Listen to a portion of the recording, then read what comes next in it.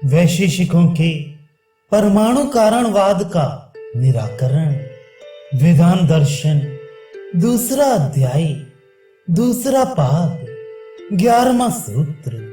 द्वैणुक तथा परमाणु से महत एवं दीर्घ त्रैणुक की उत्पत्ति बताने की भांति ही वैशेषिकों के द्वारा प्रतिपादित सभी बातें असमंजस असंगत हैं। व्याख्या। परमाणु कारणवादी वैशेषिकों की मानी हुई प्रक्रिया इस प्रकार है। एक द्रव्य सजातीय दूसरे द्रव्य को और एक गुण सजातीय दूसरे गुण को उत्पन्न करता है। समवायी असमवायी और निमित्त तीनों कारणों से कार्य की उत्पत्ति होती है। जैसे वस्त्र की उत्पत्ति में सूत तो समवायी कारण है, तंतुओं का परस्पर संयोग असमवायी कारण है और तुरी वेमा तथा वस्त्र बुनने वाला कारीगर आदि निमित्त कारण है। परमाणु के 4 भेद हैं। पार्थिव परमाणु, जलीय परमाणु, तेजस परमाणु तथा वायवीय परमाणु। ये परमाणु नित्य निरवयव तथा रूपादि गुणों से युक्त हैं। इनका जो परिमाण है उसे पारिमांडल्य कहते हैं। प्रलय काल में ये परमाणु कोई भी कार्य आरंभ न करके यूं ही स्थित रहते हैं। सृष्टि काल में कार्य सिद्धि के लिए परमाणु तो समवाय कारण बनते हैं। उनका एक दूसरे में संयोग असमवाय कारण होता है। अदृष्ट या ईश्वर की इच्छा आदि उसमें निमित्त कारण बनते हैं। उस समय भगवान की इच्छा से पहला कर्म वायवीय परमाणुओं में प्रकट होता है, फिर एक दूसरे का संयोग होता है। 2 परमाणु संयुक्त होकर एक द्वैणुक रूप कार्य को उत्पन्न करते हैं। 3 द्वैणुकों से त्रैणुक उत्पन्न होता है। 4 त्रैणुकों से चतुर्णुक की उत्पत्ति होती है। इस क्रम से महान वायु तत्व प्रकट होता है और वह आकाश में वेग से बहने लगता है। इस प्रकार तेजस परमाणुओं से अग्नि की उत्पत्ति होती है और वह प्रज्वलित होने लगता है।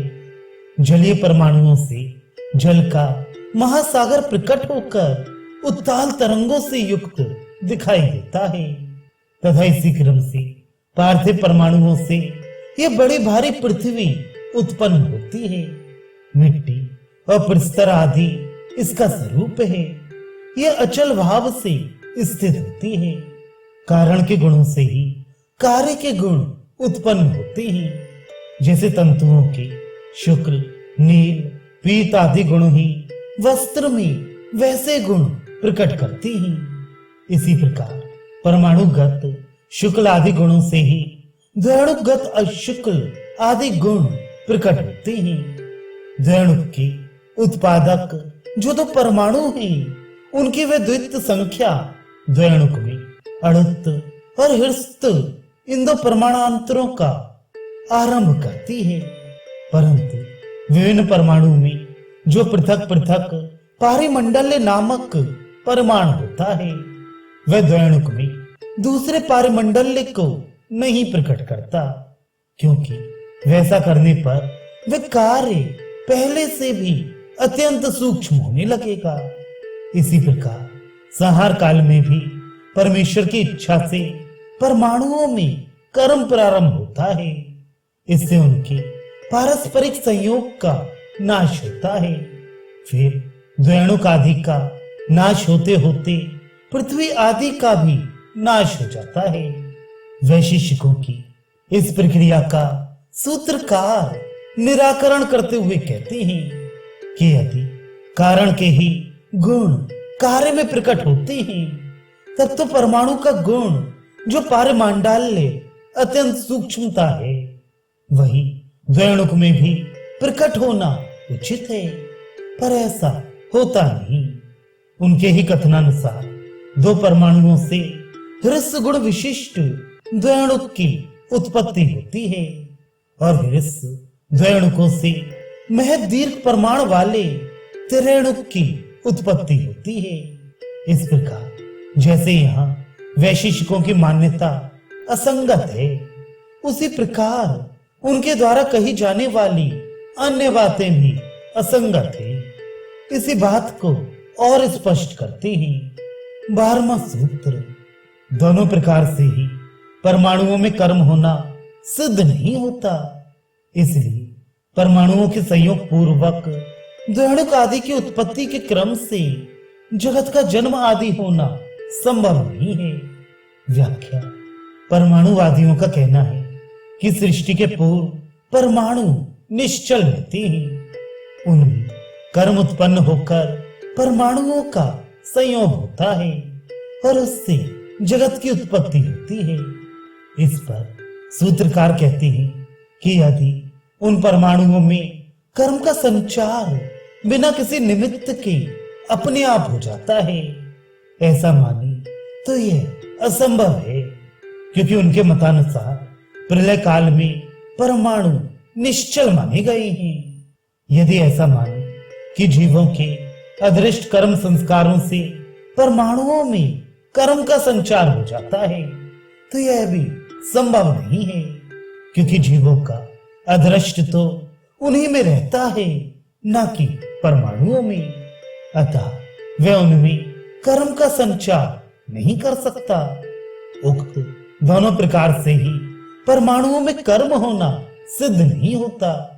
इसलिए परमाणुओं के संयोग से जगत की उत्पत्ति नहीं हो सकती। इसके सिवा अदृष्ट अचेतन है। कोई भी अचेतन वस्तु किसी चेतन का सहयोग प्राप्त किए बिना ना तो स्वयं कर्म कर सकती है और ना दूसरे से ही करा सकती है। यदि कहीं जीव के शुभाशुभ कर्म से ही अदृष्ट बनता है, अतः जीवात्मा की चेतनता उसके साथ है, तो यह भी ठीक नहीं है, क्योंकि सृष्टि के पहले जीवात्मा की चेतनता जागृत नहीं है, अतः वह अचेतन के ही तुल्य है। इसके सिवा जीवात्मा में ही अदृष्ट की स्थिति स्वीकार करने पर वह परमाणुओं में क्रियाशीलता उत्पन्न करने में निमित्त नहीं बन सकता, क्योंकि परमाणुओं से उसका कोई संबंध नहीं है। इस प्रकार किसी नियत निमित्त के न होने से परमाणुओं में पहला कर्म उत्पन्न नहीं हो सकता। उस कर्म या क्रियाशीलता के बिना उनका परस्पर संयोग नहीं हो सकेगा। संयोग न होने से द्वैणुक आदि की उत्पत्ति के क्रम से जगत की सृष्टि और प्रलय भी ना हो सकेंगे। परमाणु कारणवाद के खंडन के लिए दूसरी युक्ति देती है 13वां सूत्र। परमाणुवाद में समवाय संबंध को स्वीकार किया गया है, इसलिए भी परमाणु कारणवाद सिद्ध नहीं हो सकता, क्योंकि कारण और कार्य की भांति समवाय और समवाय में भी भिन्नता की समानता है। इसलिए उनमें अनवस्था दोष की प्राप्ति हो जाने पर परमाणुओं के संयोग से जगत की उत्पत्ति नहीं हो सकेगी। व्याख्या, वैशेषिकों की मान्यता के अनुसार युत सिद्ध अर्थात अलग अलग रह सकने वाली वस्तुओं में परस्पर संयोग संबंध होता है, और अयुत सिद्ध अर्थात अलग अलग न रहने वाली वस्तुओं में समवाय संबंध होता है। रस्सी और घट ये युत सिद्ध वस्तुएं हैं, अतः इनमें संयोग संबंध ही स्थापित हो सकता है। तंतु और वस्त्र ये अयुत सिद्ध वस्तुएं हैं, अतः इनमें सदा समवाय संबंध रहता है। यद्यपि कारण से कार्य अत्यंत भिन्न है, तो भी उनके मत में समवाय कारण और कार्य का पारस्परिक संबंध समवाय कहा गया है। इसके अनुसार दो अणुओं से उत्पन्न होने वाला द्वैणुक नामक कार्य उन अणुओं से भिन्न होकर भी समवाय संबंध के द्वारा उनसे संबद्ध होता है।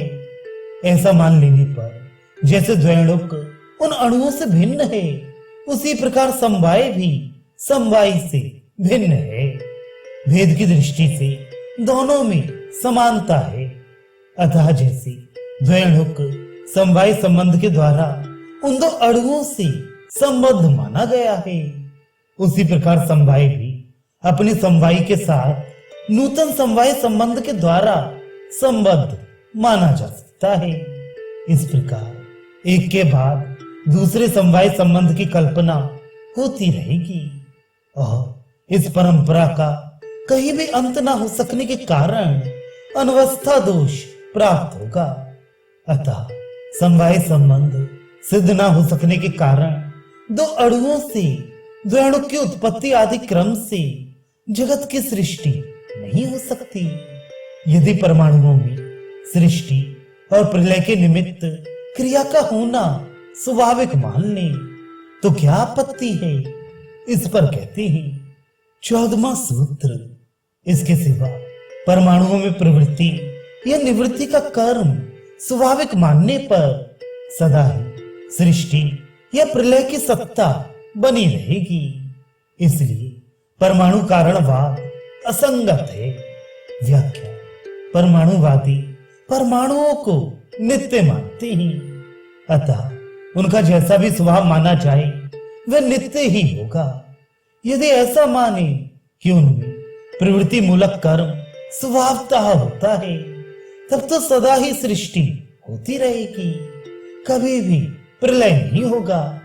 यदि उनमें निवृत्ति मूलक कर्म का होना स्वाभाविक माने, तब तो सदा संहार ही बना रहेगा, सृष्टि नहीं होगी।